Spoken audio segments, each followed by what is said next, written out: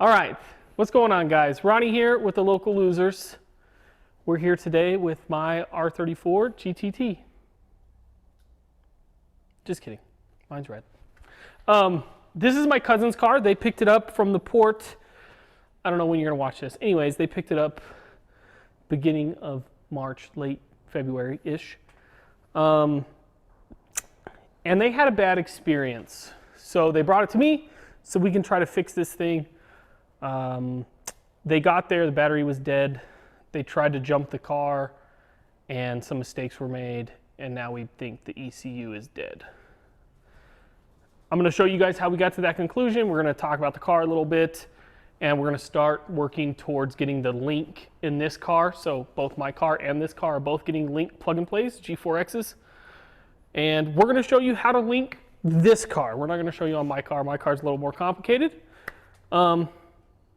But let's go to my laptop, and we're going to show you somebody that we partnered up with that's really going to help. Actually, it already has helped on both this car and my car. So let's go over to the computer. Okay, so this is who we partnered with. This is eManual Online. And you can get on here and you can search. So we're working on our Nissan. Bring the screen up. Do what? Clear. Like There that? we go. Okay. Nissan Skyline, and you see it pulls all these up. We got GTR, R32. We want R34. And we're going to search it. Already popped up right there.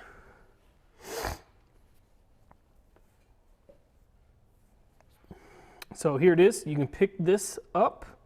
This is the R34 workshop manual.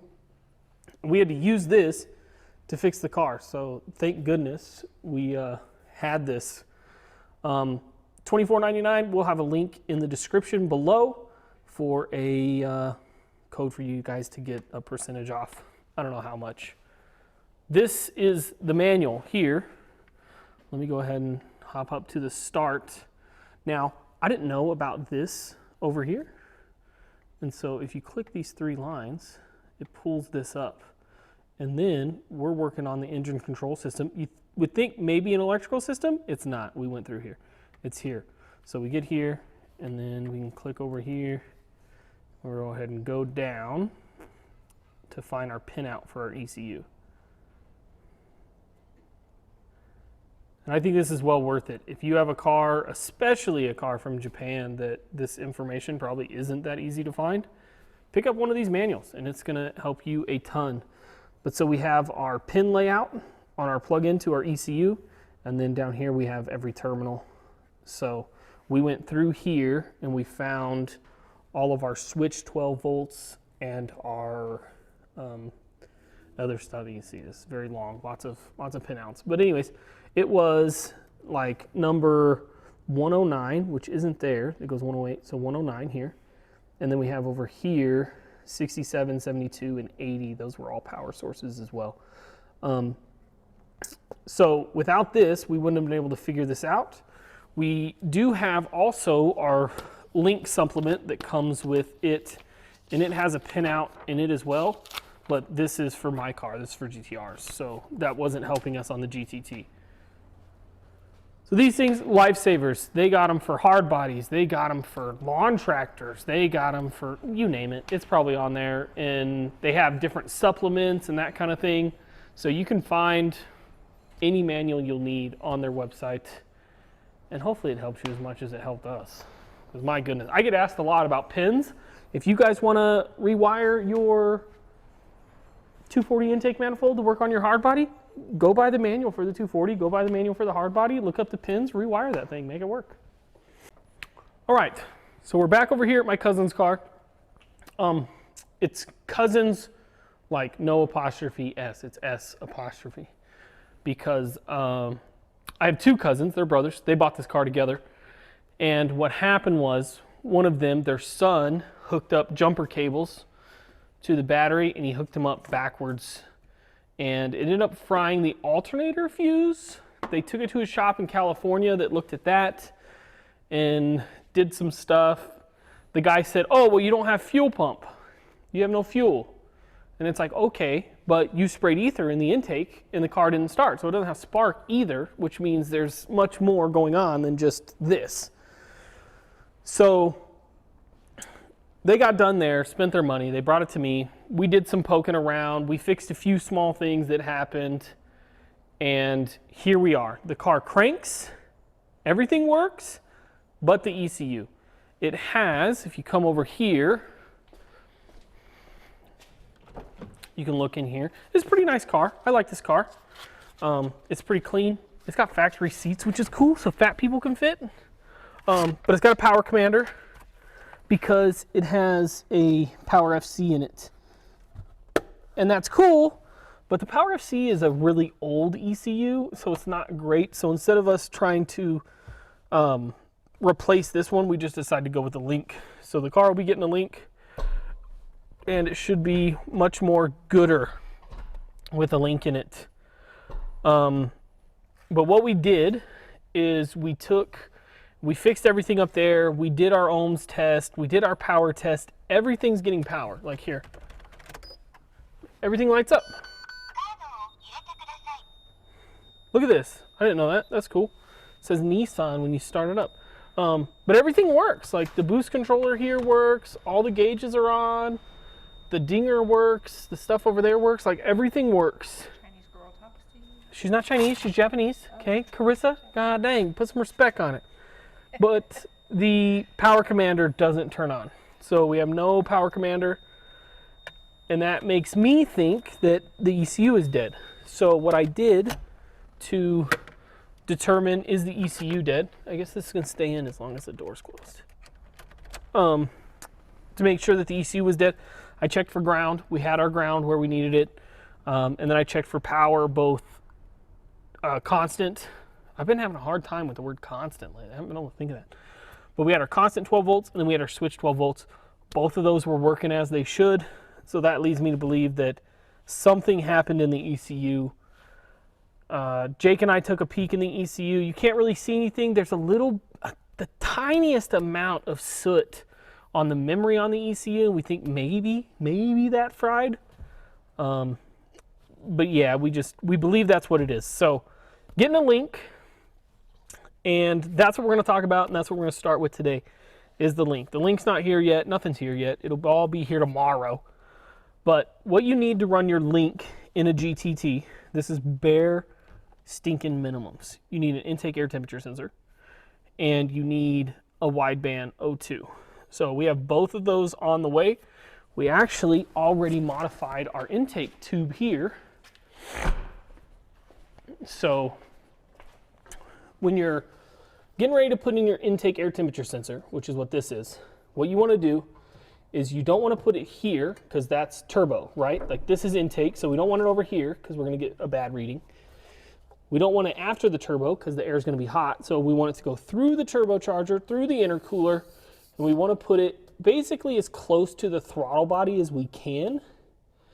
We really want it at the valve opening is where you want it, but intake manifolds and stuff, this all gets heat soaked. This is all cast aluminum, so it holds heat pretty good, whereas this aluminum pipe here will be a much better thing. So that's where we went ahead and put it as close as we could on this, and then we'll just take our wires, they'll come out and run inside. We also need to get the exhaust off and put a wideband O2 sensor in. If you guys want to know more about that, we will, I don't even know, I gotta figure out how to put the little doodad up there, but go watch the last video. We did it on that car, the red car. So that's where we're at. This car is dead. It doesn't do anything. It sucks.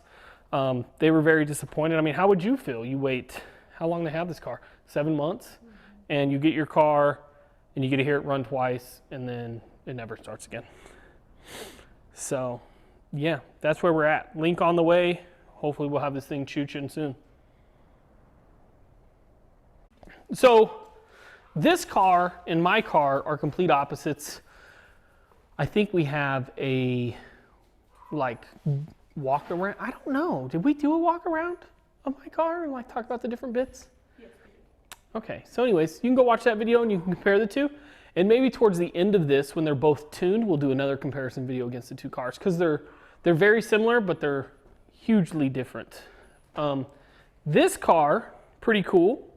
GTR fenders, GTR hood, GTR front bumper. All of these are OEM, we do believe. Definitely the fenders are, definitely the bumper is. The hood is light compared to my hood, so my guess is it's a factory hood. I mean, maybe it's fiberglass. Oh yeah, it is fiberglass. I thought it was steel. It's not. This is fiberglass. So this isn't a factory hood. I thought it was. It's a fiberglass hood. So, anywho, what was I talking about? Xeon headlights, which is cool. This one has an oil cooler. My car doesn't have an oil cooler, so that's pretty neat. I don't know if this is factory or not, but theirs has a strut tower brace. My car doesn't. Theirs has these, which I know a lot of people don't like, but I love them. One thing that I'm jealous of on this car is this wing. This is the wing that I wanted, and somehow we ordered the wrong one. Yeah, I got the short one. This is the long one. I know, so now I'm gonna have to get the big drag wing. This is what it is. This is what it is. This car has the GTR style kit with the front bumper. They also have a lip. It's not here. They took it home with them. It's got the GTR style side skirts and rears. If you notice, this was a problem on my car too, but their side skirt doesn't fit very good here. And that is because these are GTR fenders, so it has this big gap. This is supposed to be straight, not bulgy. Motor, this car has a lot of aftermarket done to it. It's got a fuel pressure reg. It's got this intercooler kit, this over the top. It's not a same side exit. It has a bunch of chassis braces underneath. We'll have to get this car in the air so you guys can see that, because that's pretty cool. It has this giant one right here in the back seat. You can see it. So you can see this huge pipe going across there. And it goes all the way across, links one side to the other. Has cool wheels, has a set of Volks on it, and a bunch of doodads on the inside. It's got park sensors. It has this other thing. We don't even know what it does. 4 gauges, just like my car. Electronic boost controller, just like my car. Aftermarket sunroof. It has these, which are like actual carbon fiber, whereas mine are stickers. So that's pretty neat. The car has some cool stuff. A really nice Nardi wheel, like really nice, and it's small, which is cool. So if they want an OEM wheel, they're definitely gonna get traded. But yeah, so this car has cool stuff. It even has power locks, which my car doesn't have. So pretty cool car, vastly different. My car is like more OEM stuff. Mine has an RB26 swap, but like nothing was done to it. It had a boost controller on it, that was it. Underneath, the car's pretty well stock, on coilovers, got traction rods. This car has like arms and coilovers and traction rods and chassis braces and all kinds of crazy stuff underneath. When we get it over on the lift, we'll show you guys all that stuff in the next video or the following video or whatever it is. But yeah, vastly different cars, and I hope you guys are excited about this one and that one, and us getting some cool stuff done to them, putting them both on links, and comparing an RB25 Neo to an R32 RB26. And yeah, that's really all we got for this video. I know it was mostly talking, but I just want to prep you guys for the build of this car. I know it's not really a build, we're just putting in an ECU, but it should allow the car to pick up some power. Not that we know what it made, but the car should be fun when we're done. And if you stay tuned, you guys are going to see that. So we'll see you in the next one when we get a link in this thing.